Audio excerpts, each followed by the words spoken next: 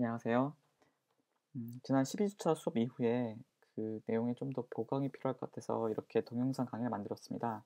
우선은 이번에 이렇게 동영상으로 강의를 만든 목적은 지난 수업 시간에 오전반 강의 이후에 제가 아무래도 내용이 좀 많았다는 거를 진행하면서 좀 깨달았습니다. 그래서 뒤에 좀 초반부에 좀 여유롭게 진행되다가 뒤에 좀 급하게 진행된 감이 있었는데, 그래서 아마 오전반 친구들은 조금 어, 원래 이 수업이 의도했던 게 어떤 내용인지에 대해서 조금 어렵게 느낄 수도 있을 것 같았습니다.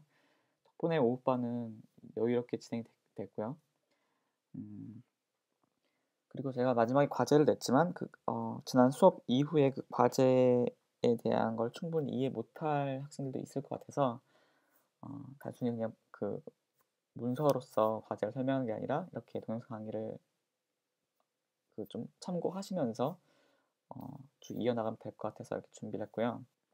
우리가 지난 시간에 그 가장 큰 목표는 뭐였냐면 바로 이런 폰 게임을 만드는 거였죠. 중요한 거는 이 폰 게임을 구현하는 것 그 자체가 중요한 게 아니라 이걸 우리가 왜 하는지를 이해할 필요가 있습니다. 다시 목적을 잠깐 보면요. 그 지난 시간 목표가 생각 혹은 요구 사항들을 쪼갠 다음에 그것들을 조합해서 하나의 완결된 프로그램을 만드는 게 목적이었어요. 그래서 비록 폰을 다 구현 못하더라도 그걸 만드는 과정 중에서 여러분들이 뭐가 필요한지 생각해보고 그다음에 그것들 요구사항으로 쪼개보고 그다음에 어, 프로그램을 짤 때 단순하게 코드의 쭉 나열이 아니라 그 나열들이 어떤 생각 단위별로 이제 부분적으로 나눠질 수 있고 다시 그런 것들을 조합해서 하나의 프로그램이 완성될 수 있도록 주로 우리는 이제 함수를 사용했었는데 그렇게 잘 진행할 수 있도록 하는 게 목표였습니다. 그래서 그걸 다시 한번 염두에 두시고요. 지난 시간에 만들어 보려고 했던 그 프로그램은 화면에서 보시다시피 이제 퐁이라는 클래식 게임입니다. 음, 원래 목적 자체가 그 큰 프로그램을 각 기능별로 한번 요구사항을 분석해보고 각각의 기능별로 프로그램 짜보는 건데 대체로 여러분들이 만나게 되는 대부분의 프로그램들은 매우 복잡합니다. 어, 그래서 솔직히 그 짧은 시간에 그것들 다 생각해보고 구현하기가 쉽지가 않은데 다행히도 클래식 게임 중에 하나인 이제 퐁은 어, 보시 보기에도 되게 간단하지만 또 실제로 또 구현할 수 있는 분량이 그렇게 많지가 않기 때문에 이 게임을 선택한 거고요. 여러분이 직접 그 요구 사항들을 파악해 보면서 아셨겠지만 이 간단해 보이는 퐁 안에도 굉장히 많은 그 기능들이 있었고 또 디테일하게 찾아보면요. 그다음에 그것들을 프로그래밍화하려면 또 굉장히 많은 어, 세세하게 고려해야 될 사항들이 많았다는 것을 여러분도 파악할 수 있었을 거예요. 우선 여러 가지 요구 사항들이 나왔지만 그중에서 가장 핵심적인 이 정도만 있으면 퐁이라는 게임이 하나가 완성될 수 있겠구나. 그래도 그나마 퐁처럼 보이겠구나 싶은 것들을 같이 뽑아봤고요. 그거를 제가 몇 가지만 한번 쭉 나열해 보도록 하겠습니다. 그래서 화면상에 이제 공이 하나 있어야 되고요. 첫 번째로 필요한 요구사항이. 그다음에 그 공이 화면에서 움직여야 되고요. 단순히 움직이는 게 아니라 실제로 프로세싱에서는 그 외부 벽에 대한 어떤 개념이 없기 때문에 여러분이 직접 화면 안에서 튕기려면 또 그런 것들을 만들어 줘야 됐습니다. 공이 화면 끝에 닿는 거를 인지시키고 그다음에 그에 맞춰 가지고 뭐 속도의 방향을 바꿔가면서 공을 움직였어야 됐습니다. 그다음 또 필요한 요구사항으로는 두 개의 바가 필요하고요. 벽에는 튕기지만 기본적으로 바에 지금 튕기지 않는 상황이 아니기 때문에 튕기지 않는 상황이기 때문에 여러분이 바에 만나면 또 공이 튀기도록 만들어야 됩니다. 그다음 또 추가해야 될 기능으로는 어, 이게 일종의 게임이 되기 위해서는 서로 점수가 매겨져야 되니까 그 숫자 표시가 상단에 있어야 되고요. 마지막으로 어, 상대방의 벽에 닿았을 경우에는 내가 점수를 취하는 뭐 그런 어떤 간단한 퐁이 되기 위한 로직이 필요하겠습니다. 우선 지금 이 동영상 강의에서 모든 것을 다 구현하지는 않겠고요. 그중에서 몇 가지 이 초반부에 구현 단계를 보여주면서 제가 수업 시간에 원래 강조하려고 했던 게 무엇인지 한번 다시 되새겨 보시기 바랍니다. 다시 한번 강조하지만 단순히 폼을 다 구현했다고 이 내용을 다 자기가 마스터했다고 말할 수가 없는 거예요. 네, 그럼 첫 번째부터 보겠습니다. 첫 번째 요구사항은 그 화면 가운데 공을 하나 두는 거였어요. 하나 만들어 보겠습니다. 기본 셋업이 필요하고요. 그 다음에 메인 루프 역할을 하는 드로우가 필요하겠죠. 캔버스 사이즈는 대략 뭐 300 정도로 해봅시다. 여기서 작게 해볼게요. 그 다음에 가운데 위치에다가 그 공을 둘 건데요. 뭐 미리 우리가 이제 이 공이 특성상 그 x좌표, y좌표 필요하다는 걸 알기 때문에 자, 변수를 직접 만들어 가지고 표현을 하도록 할게요. 그 다음에 볼의 사이즈, 뭐 위스라고 해봅시다. 볼의 위스가 또 필요하겠죠. 수업 시간 달리 저는 지금 변수 이름을 길게 설명이 가능하도록 한번 적어봤습니다. 그래서 변수를 만들어줬기 때문에 선언이 필요하겠죠. 그래서 실수형으로 볼 x랑 볼 y를 둘 거고요. 그 다음에 인트형으로 볼 width를 두겠습니다. 그 다음에 초기화하는 과정에서 중앙에서 시작되기 때문에 볼 x는 프로세싱에서의 스크린 width인 거기에 반, 그 다음에 볼 y는 스크린 하이트의 또 반 이렇게 지정하고요. 그 다음에 볼 폭 width는 기본으로 한 10 정도로 하겠습니다. 그래서 한번 실행을 해보면 화면처럼 가운데 공이 나타나겠죠. 그렇지만 지금 폰과는 좀 다른 화면이죠. 그래서 제가 색깔을 더 추가하도록 해보겠습니다. 매번 그려질 때마다 이제 검은색을 칠할 수 있도록 할 거니까 백그라운드를 0으로 하겠습니다. 그래서 기본 자 여기까지가 첫 번째 영상의 완결했습니다. 자, 두 번째로 우리가 이제 만들어야 할 그 요구사항은 공이 화면상에서 우선 움직이기 시작해야 된다는 것입니다. 수업 시간에 한번 설명했었는데 이제 공이 x축으로 움직이려면 이 공의 x좌표가 움직이면 되고요. y축으로 움직이려면 공의 y좌표 움직이면 되는데 이런 대각선들을 어떻게 하느냐 직접 해보면 알겠지만 그 x축과 y축이 동시에 어떤 값이 증가하면 이런 다양한 대각선들을 만들 수가 있습니다. 그래서 우선 기본적으로 x축으로만 움직이게 만들어 보겠습니다. 간단하게 구현해 볼게요. 볼 x는 볼 x에다가 우선은 한번 일씩 움직여 보죠. 그리고 한번 실행해 보겠습니다. 예, x축으로 옮기죠. 하지만 그냥 화면은 넘어가 버립니다. 그 다음에는 y축으로 움직이려면 볼 y 더하기 뭐 1로 해볼게요. 우선 잠시 x축은 주석 처리해 놓고요. 실행을 해보면 아래로 움직입니다. 역시 화면 밖으로 나가고요. 그러면 이 두 가지 값이 동시에 실행되면 x축과 y축으로 동시에 값이 증가하게 되면 오른쪽 아래로 대각선 움직이겠죠. 네, 이런 식으로 값의 변화를 주면 여러분이 속도의 변화를 줄 수 있어요. 예를 들어서 제가 x축으로 1이 아니라 이만큼 움직인다 그러면 대각선의 어떤 기울기가 달라질 거예요. 여러분들이 한번 값을 관찰해 보시고요. 반대로 x를 뭐 마이너스 2로 한다 그러면 또 전혀 반대 방향으로 움직이겠죠. 네, 이런 식으로 여러분들이 공의 움직임을 조절할 수가 있습니다. 공의 움직임을 주기 위해서 지금 소스 코드처럼 뭐 마이너스 2, 1 이런 식으로 x축과 y축 좌표의 값을 변형했는데요. 결국은 이 변화하는 값은 뭐 매 시간마다 뭐 2픽셀, 1픽셀씩 이렇게 바뀌는 값을 말할 수도 있겠지만 이 공이라는 입장에서 볼 때는 일종의 속도라고 볼 수 있습니다. 그래서 속도, 수업 시간에 한 번 더 말했지만 속력과 속도의 차이를 말씀드렸죠. 속도에는 방향성이 있다. 보시면 단순히 2라 그래서 일정한 게 아니라 마이너스 2, 플러스 2가 다르고 또 플러스 1, 마이너스 1이 다르다. 이런 식으로 방향을 나타낼 수 있다는 거고요. 이걸 조합하면 역시 여러 방향의 대각선으로 우리가 공의 움직임을 줄 수 있다고 말했습니다. 이렇게 고정된 값이 아니라 이거 역시도 그 속도 값도 변수를 만들어 보도록 할게요. 그래서 x축의 속도를 vx라고 하고 y축의 속도를 vy라고 하겠습니다. 그래서 기본 첫 세팅 값은 vx는 뭐 1로 하고요. vy는 1로 해볼게요. 자, vx랑 vy 값을 x축 속도랑 y축의 속도 값을 단순히 고정시키는 게 아니라 랜덤 마이너스 3에서 3, 뭐 랜덤 마이너스 3, 3 이런 식으로 매번 실행할 때는 바뀌게 만든다 그러면 우리가 게임처럼 실행할 때마다 공이 움직이는 방향들이 달라지겠죠. 다시 볼까요? 한 번 더 해보겠습니다. 이런 식으로 랜덤 값을 이용할 수가 있겠습니다. 이것으로 두 번째 요구사항까지 만족시켰고요. 하지만 지금은 화면 밖을 공이 그냥 나가버리고 퐁처럼 내부에서 튕기지 않게 됩니다. 그러면 우리가 이제 이번에는 세 번째로 그 내부에서 튕기는 그 공이 튕길 수 있도록 만들어줘야 되는데요. 여러분이 스크래치를 해봤다면 스크래치는 이미 무대에서 뭐 튕기기 이런 식으로 정해져 있는 그 타일들이 있었는데 블럭들이 있었는데 프로세싱에서는 그런 세부적인 기능마저도 여러분이 직접 구현을 해줘야 됩니다.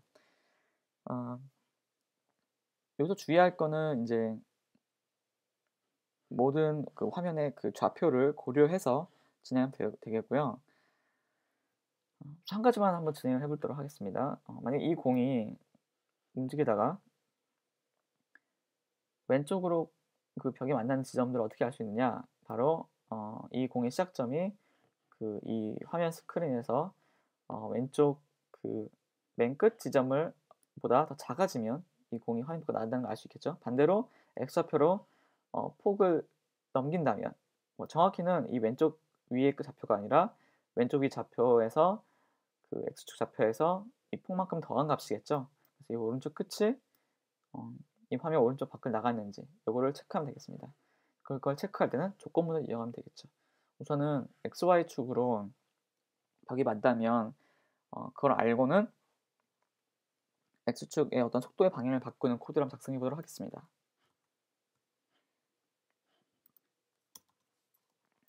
만약에 볼 X의 좌표가 화면의 왼쪽 끝, 그러니까 X좌표로 왼쪽 끝은 0보다 작거나 같으면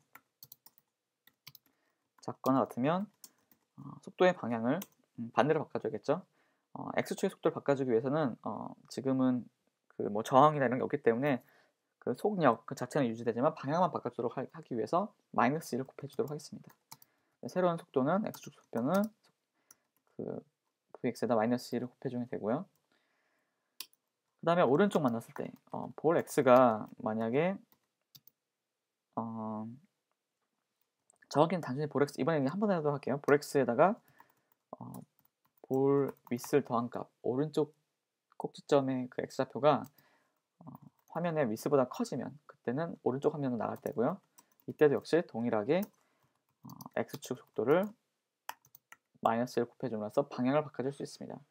한번 실행을 해보도록 할게요. 이때는 Y축 속도는 없이 진행을 해볼게요. 그래서 이건 주석 처리를 해버리고 뭐 VY는 0이라고 초기 값을 주고 나서 이걸 실행해 보도록 하죠.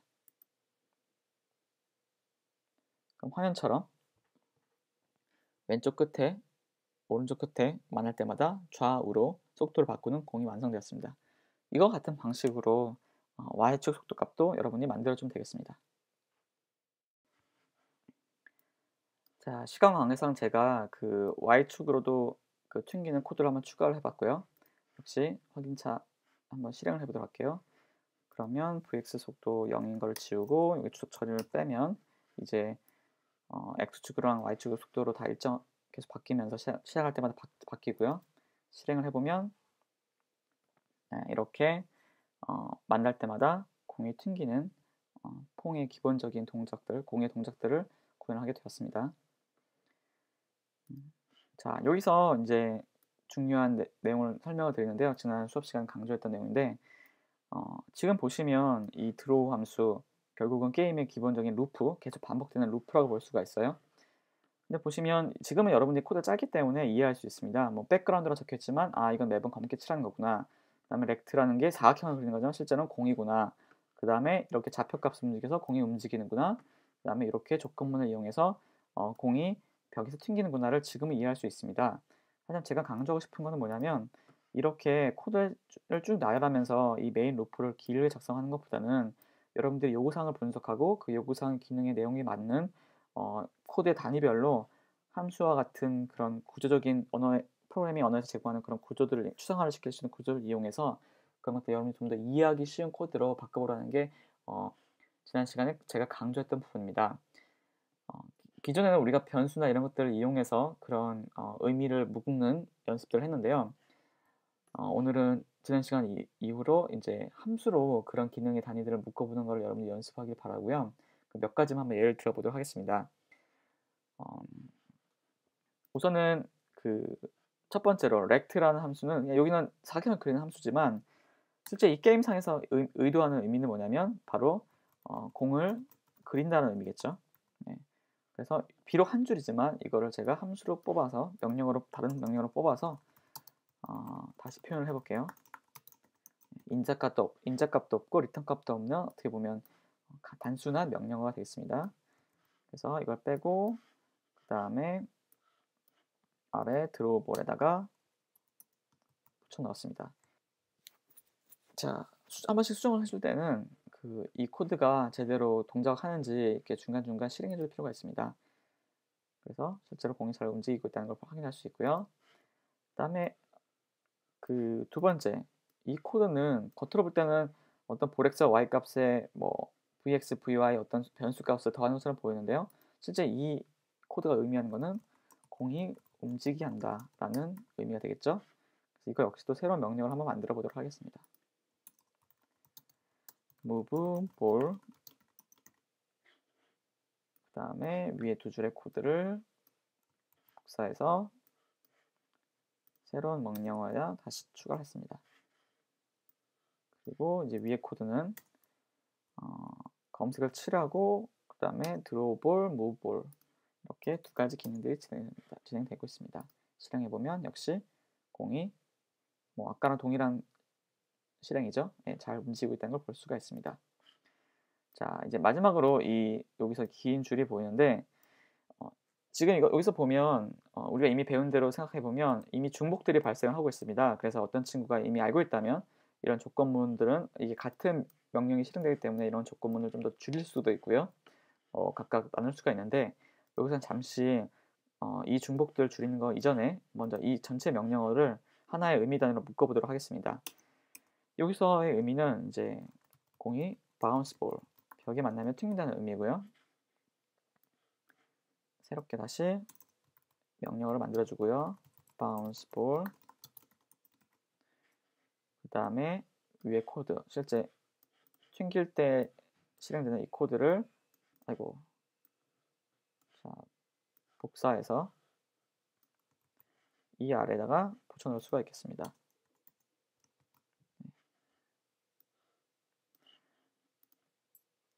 자, 그러면 우리 이 메인 루프인 이 드루 함수에는 기존의 프로세싱이 제공하는 함수 외에 그러니까 함수가 거의 없죠. 백그라운드 이것도 바꿔주도록 하죠.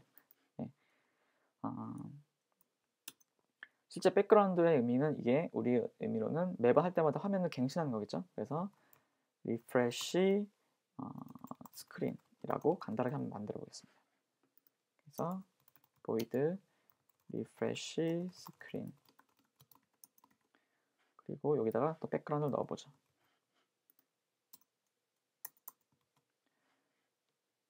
자, 이렇게 리프레시 스크린 넣었고 자, 언뜻 보면 굳이 왜 코드를 이렇게 길게 더 만들었을까 볼 수 있는데요. 이 드로우의 메인 함수를 보시면 이 안에는 이제 프로세싱에서 기본으로 제공하는 그런 저수준의 함수들을 다 쓰는 게 아니라 순수하게 이 프로그램이 여러분을 작성하기 위한 여러분이 이해하고 있는 그런 의미만 드러나도록 코드가 작성이 되어 있습니다. 그래서 refresh screen, 화면을 갱신하고요. 공을 그리고 공을 움직이고 공을 벽에 튕기게 만든다. 이렇게 명령으로 되어 있죠. 만약에 여러분들이 더 똑똑하게 만든다 그러면 단순히 드로우 볼, 무브 볼 이걸로 끝나는 게 아니라 여기에 각각 상황에 따라서 인자를 받아들인다든지 뭐 더 추가할 수도 있고요. 바운스 볼 역시도 하나로 지금 그냥 한 번 넣었는데 실제로 내부적으로는 X축으로 바운스, Y축으로 바운스 이런 의미 단위를 나누어 가지고 넣을 수도 있을 것입니다. 이거는 제가 그냥 하나의 예를 보여준 거고요. 구현의 방식은 한 가지 방식이 있는 게 아니라 굉장히 다양한 방식들이 있을 수 있고 그것들은 여러분들이 어떤 게 더 효율적인 건지를 계속 비교해 가면서 그리고 여러분이 요구사항을 추가할 때마다 어떤 게 더 유리한지를 여러분이 고민 결과에 나온다면 더 공부하는 데 도움이 될 것입니다. 그리고 하나 또 추가하자면 리프레시 스크린처럼 그냥 백그라운드 이거 그대로 넣어도 되는데 이렇게 뺀 이유는 이렇게 빼고 나면 나중에 어떤 장점들이 있냐면 단순히 화면이 갱신될 때마다 색깔을 검색을 칠하는 게 아니라 여러분이 뭐 중간에 배경을 바꾼다든지 상황에 따라서 뭐 그 외에 검색을 칠하는 거 외에 더 많은 기능들 넣고 싶을 때가 있는데요. 그냥 백그라운드 제로로만 한다 그러면 여기다 주저리 더 많은 코드가 더 붙게 될 거예요. 하지만 리프레시 스크린이라는 그런 의미 안에다가 다양한 그 관련된 코드들을 넣게 된다 그러면 나중에 여러분들이 좀 더 복잡한 것들을 쪼개서 이렇게 단위로 나눠 가지고 생각해 볼 수가 있게 되겠습니다. 네. 그럼 여기까지 해서 가장 기본적인 그 세 가지 퐁의 세 가지 그 요구 사항들을 만족시켰습니다. 자, 그러면 이제 과제에 대한 설명을 하도록 하겠습니다. 어 과제는 원래 과제는 기본적으로 퐁이 만들어지면 그걸 더 확장하는 거를 과제를 주려고 했는데요. 아직 여러분들이 퐁을 다 완벽하게 완성하지 않았기 때문에 지금 아까 영상으로 보여줬던 그 기본 설명, 지난 수업 시간 배운 설명을 더 이어서 퐁이 가지고 있는 요구사항들을 하나씩 더 추가해 보기 바랍니다. 그래서 지금 PT에 보여주고 있는 기본적인 4개의 요구사항들을 한번 채워보도록 노력을 해보세요. 첫 번째로는 바가 그려져야 되고요. 그 다음에는 공이 화면뿐만 아니라 이 바에서도 튕길 수 있도록 만들어줘야 되고요. 그 다음에 화면 상단에 점수표가 있으면 좋을 것 같고요. 그 다음에 그 점수 텍스트가 상대방의 벽에 닿았을 경우에 하나씩 1씩 증가할 수 있도록 그렇게 여러분이 구현해 주면 좋겠습니다. 자, 오리지널 퐁이 갖고 있는 모든 기능을 다 구현하셔도 좋겠지만 여러분이 구현하면서 여러분이 필요에 따라서 조금씩 내용을 바꿔보시고요. 지금 색깔 단순한데 좀 더 아름답게 미려하게 만들어 가지고 좀 더 재밌는 작업으로 만들 수도 있을 것 같고요. 아니면 게임에 더 집중하고 싶은 친구는 게임성을 어떻게 하면 더 높일 수 있을지 그쪽 부분에 대해서 더 고민을 해보면 어떨까라는 게 제 생각입니다. 자, 그럼 여기까지 그 지난 수업 시간에 대한 약간의 복습과 함께 과제를 한번 간단히 설명을 드렸고요. 그러면 이제 그 과제 진행하면서 궁금한 사항이라든지 잘 모르는 사항 있으면 커뮤니티 페이지에 올려주시고 또 인터넷상으로 서로 피드백을 주고받도록 합시다. 네. 그럼 여기까지 들어주셔서 감사합니다.